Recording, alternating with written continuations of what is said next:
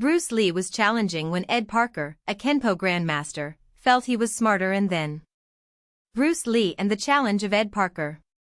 Ed Parker's dojo in Los Angeles was silent that afternoon except for the rhythmic sound of his more advanced students practicing forms on the mat. Parker, a man of imposing stature and penetrating gaze, observed everything with the precision of someone who had dedicated decades to studying Kenpo. His reputation as one of the greatest martial arts masters in the United States was unquestionable, at least, until that moment. The door opened without warning, and a young man with a slender physique, bright eyes, and an almost palpable energy entered. Bruce Lee needed no introduction. His fame as a Jeet Kune Do instructor and his charismatic presence had already resonated throughout the city's martial circles.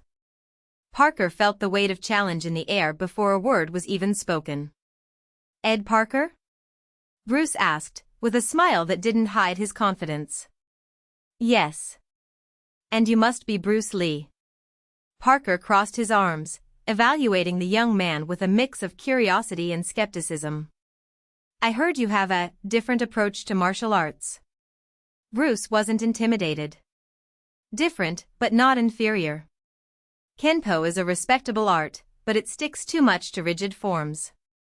Real combat doesn't follow scripts. Parker raised an eyebrow. "And you think your Jeet Kune Do is superior?" "It's not a question of superiority. It's a question of efficiency. If a fighter can't adapt, he loses. It's as simple as that." The atmosphere in the dojo became tense. Some students stopped training, realizing that something bigger was about to happen. Parker, despite his calm posture, felt his pride hurt. He had trained with legendary masters, developed his own system, and now a young man of just 24 dared to question his philosophy? "Then prove it," Parker said, taking off his coat and assuming a fighting stance. "Show me that efficiency that you defend so much." Bruce didn't hesitate. In one fluid movement, he assumed his guard position, light on his feet, hands loose, ready for anything. Parker attacked first, a straight punch followed by a sequence of Kenpo strikes, fast, accurate, potentially deadly.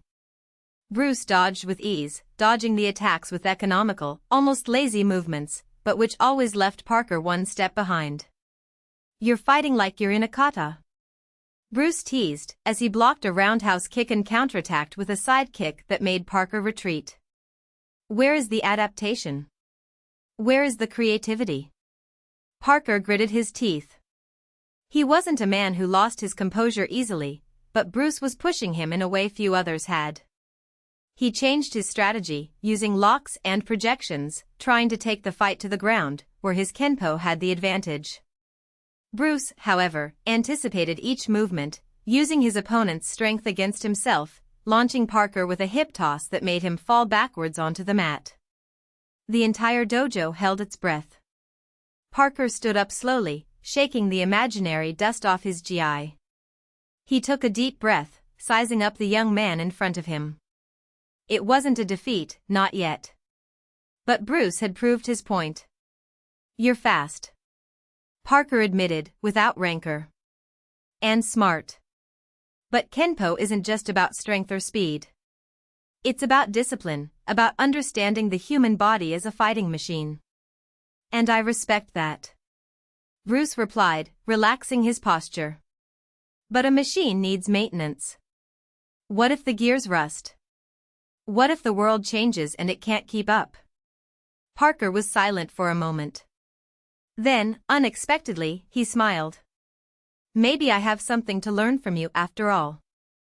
The two men shook hands, not as adversaries, but as teachers who had found a new mutual respect. Parker invited Bruce to a joint demonstration at the city's upcoming martial arts tournament, where they could explore the differences and similarities between their arts. Bruce accepted, knowing that this meeting was not the end, but the beginning of something bigger.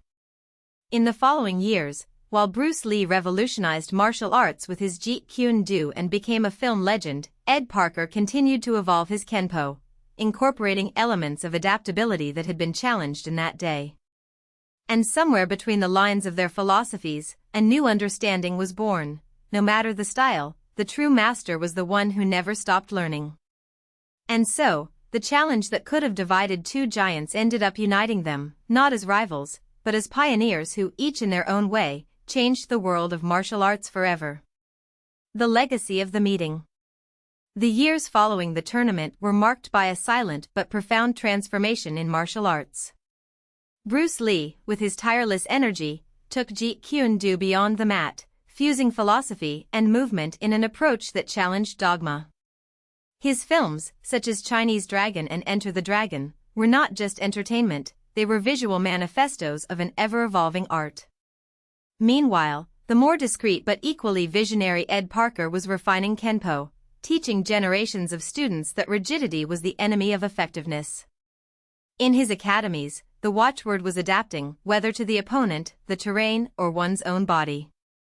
But the world of martial arts was not just made up of masters and disciples. There were those who saw innovation as a threat.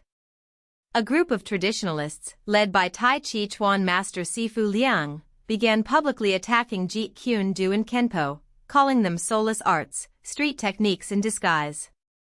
Liang, a man with a soft voice but unshakable convictions, believed that true mastery lay in the purity of style, not the mixture of techniques.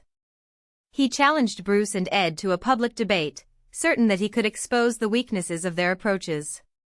The event, held in a packed auditorium in Los Angeles, was not a fight, but a battle of ideas. Liang opened with a Tai Chi demonstration, his movements fluid as water, each gesture steeped in centuries of tradition. "Strength comes from softness," he said. "A true warrior does not need speed, but patience." Bruce, always agile in his responses, took the stage and, without warning, threw a controlled punch towards Liang. The master dodged with an almost imperceptible movement, as if the attack was nothing more than a breeze. "See?"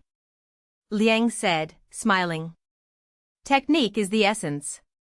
Without it, you are just a man running." Ed Parker, who was watching silently, decided to intervene. "Sifu Liang," he began, "you talk about essence, but what is essence if not what works? If a boxer gets into a ring with a Tai Chi practitioner, who wins? I'm not saying his art is weak, I'm saying the world is not a dojo. It's a place where the unexpected happens." Liang frowned. "So you admit that your arts are inferior? That they lack depth?" Bruce laughed. "No, master. We admit that the world is bigger than any style. And that's why we learn from them all." The debate lasted for hours, but in the end, there was no winner. What became clear was that martial arts were not a competition between styles, but a dialogue. Liang, although he did not change his opinion, came to respect Bruce and Ed's passion. Years later, one of his most promising students, a young man named Dan Inosanto, would become Bruce Lee's disciple, proving that the boundaries between the arts were more porous than imagined. The last meeting. In 1973, Bruce Lee's untimely death shook the martial arts world. Ed Parker, who was in Hong Kong for a seminar, was one of the first to visit the place where Bruce's body was laid to rest. Among the flowers and tears, he found Linda Lee, Bruce's widow, and her 2 children. "He always said he didn't want to be an idol, but a mirror," Linda said, her voice breaking. "That people would look at it and see themselves." Ed nodded. "He did it. More than any of us." At that moment, he realized that Bruce's true legacy lay not in his techniques, but in his ability to inspire. It didn't matter if the student practiced karate, kung fu or kenpo, what mattered was the incessant search for improvement. In the following years, Ed Parker continued to teach, but his approach changed. He began to incorporate more philosophy into his classes, talking about the importance of humility and an open mind.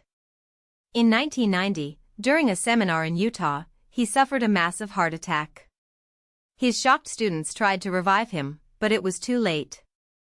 Ed Parker left as he lived, in the middle of a movement, teaching until his last breath.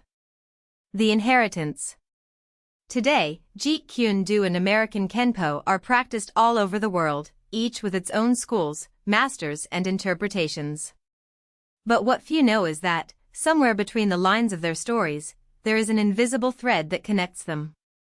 It wasn't just a tournament that brought them together, but an idea that martial arts are not an end, but a path.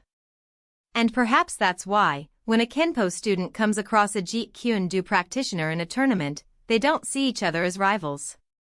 Instead, they exchange a nod of respect, because, deep down, they know they are fighting for the same thing, the freedom to evolve. The legacy of the movement. The days following Ed Parker's death were one of silent mourning, but also of an unrest that spread like an undercurrent among his students.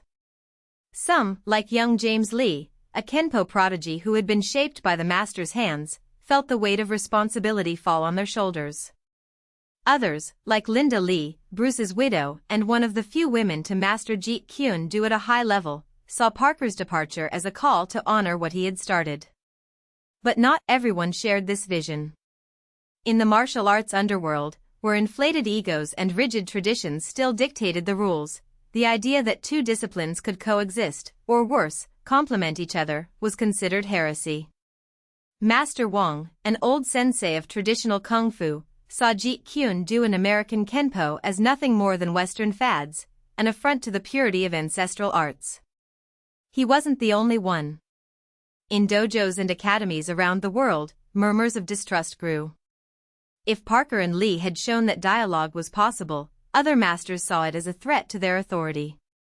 The first confrontation came during the 1995 World Martial Arts Championships in Las Vegas. Wong sent his best student, Chin Wei, a Tai Chi Chuan fighter who mastered the art of immobilization and precise strikes. His mission was clear: to humble the rebels and prove that true mastery came from tradition, not innovation. James Lee, now head instructor at Parker's gym in Pasadena, took on the challenge. He knew it wouldn't be an ordinary fight. Chen Wei didn't just seek victory, he wanted to destroy Kenpo's reputation and, by extension, his master's legacy. On the mat, the two studied each other for long seconds.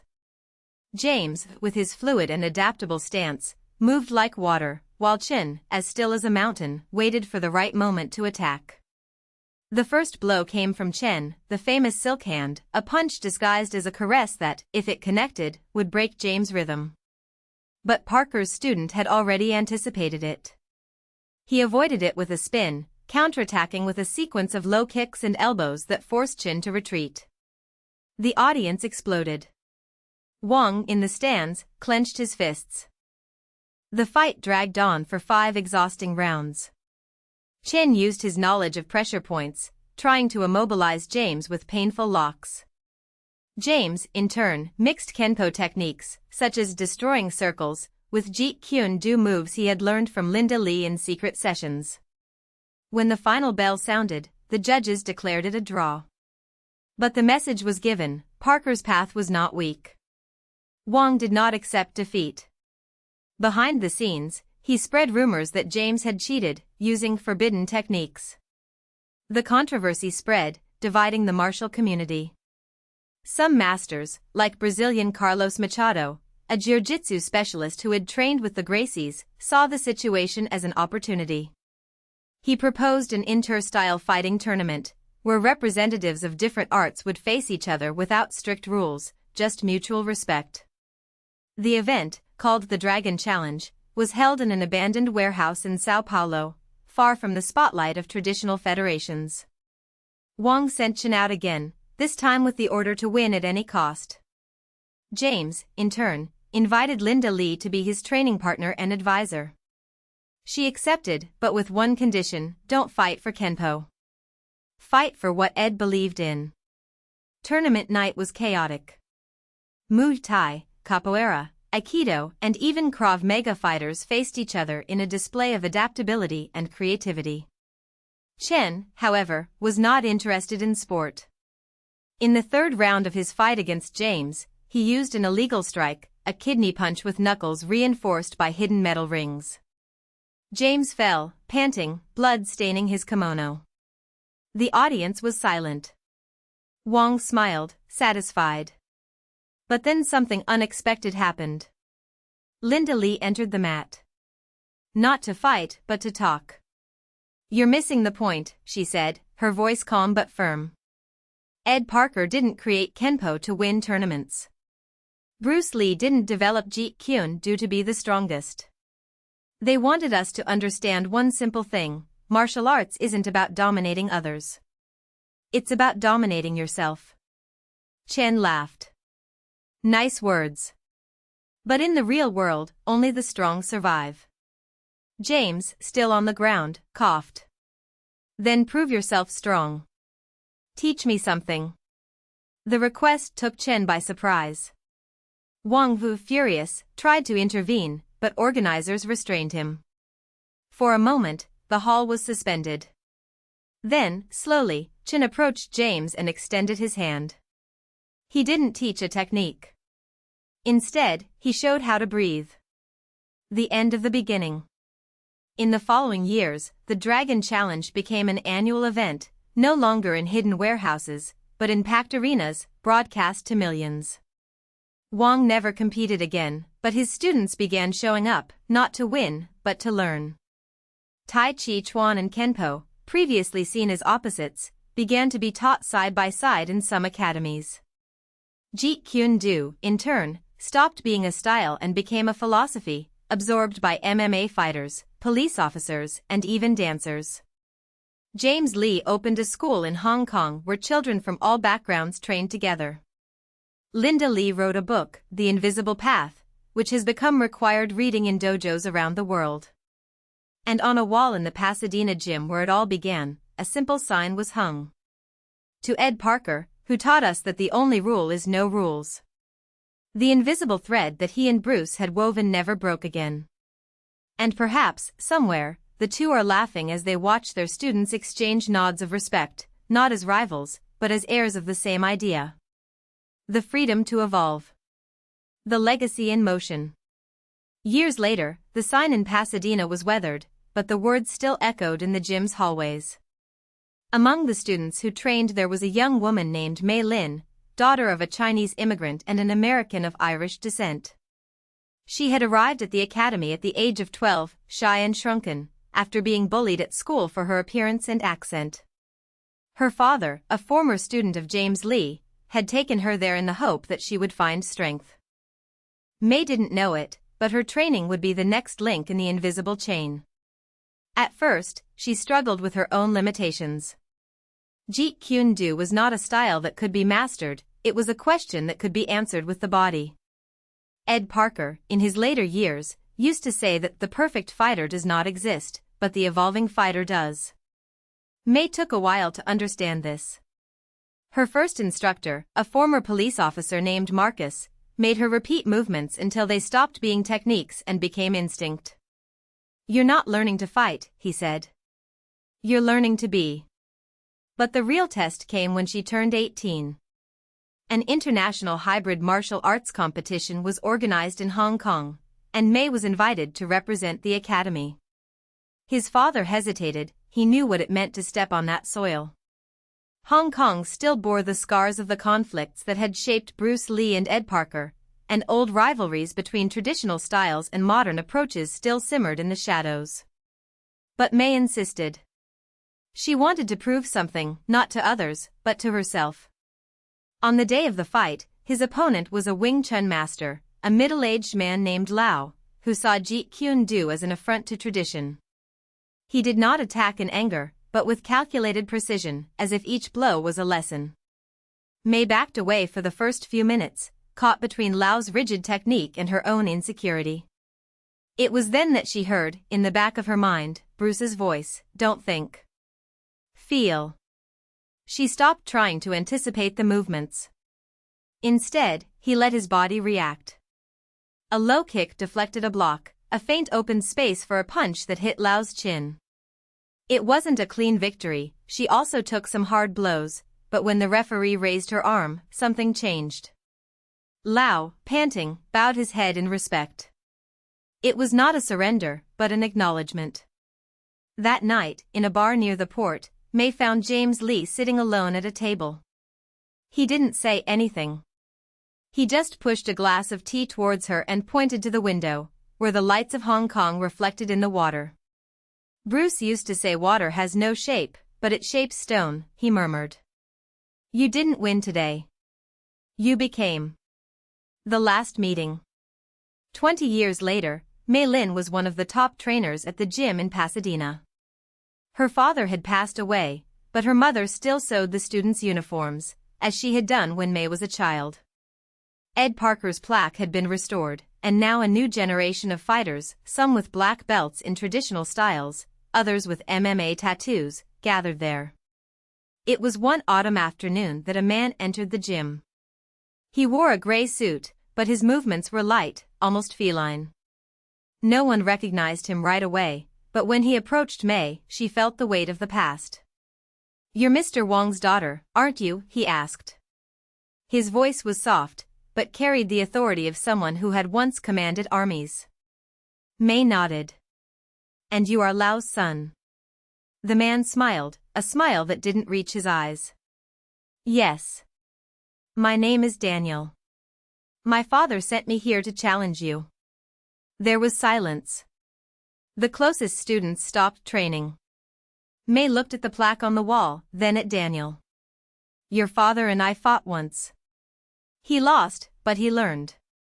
What about you?" Daniel crossed his arms. "I didn't come to learn. I came to prove that Wing Chun is still superior." Mei took a deep breath. She could refuse. He could say that he was no longer fighting for pride, but for something bigger. But then he remembered Ed Parker's words, "Sometimes the only way to break a chain is to let it break on you." She took off her coat and entered the mat. The fight was not like the one years ago. Daniel was younger, faster, and his Wing Chun was impeccable. But Mei was no longer fighting a style, she was fighting an idea. And ideas, she knew, couldn't be defeated with brute force. So instead of blocking it, she absorbed it. Instead of counterattacking, she redirected. A blow from Daniel passed through her as if she were air. A kick from him found only emptiness. In the end, there was no knockout. Just a moment when Daniel stopped, panting, and realized he wasn't fighting Mei. He was fighting himself. "What is this?" he asked, almost out of breath. Mei smiled. "It's not a style. It's a choice." Daniel lowered his fists.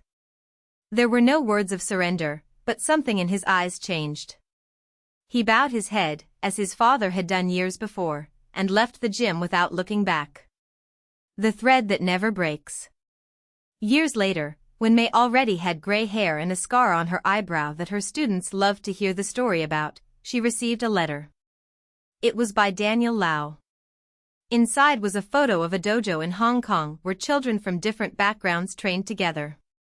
On the back he had written, "Wing Chun still exists. But now it breathes." Mei hung the photo next to Ed Parker's plaque. Not as a trophy, but as a reminder.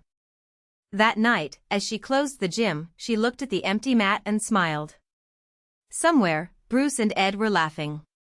Not because someone had won, but because the fight had never ended.